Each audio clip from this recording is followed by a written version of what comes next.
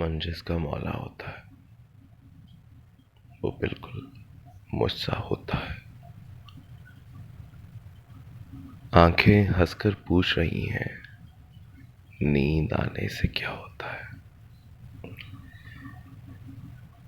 मिट्टी की इज्जत होती है, पानी का चर्चा होता है। अच्छी लड़की जिद नहीं करते,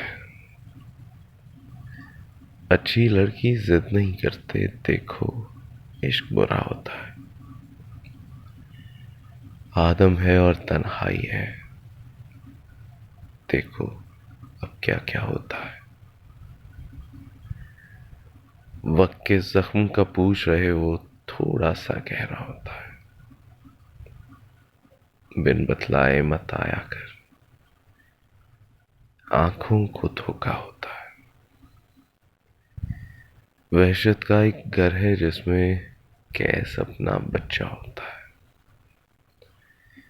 जानता हूं मंसूर को भी मैं, मेरे ही घर का होता है।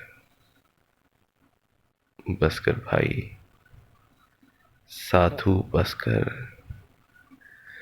बसकर भाई साधु बसकर होता है, ऐसा होता है।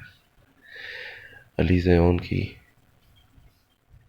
ये खूबसूरत नज़्म सुनने का बहुत शुक्रिया। मुस्कुराते रहिए।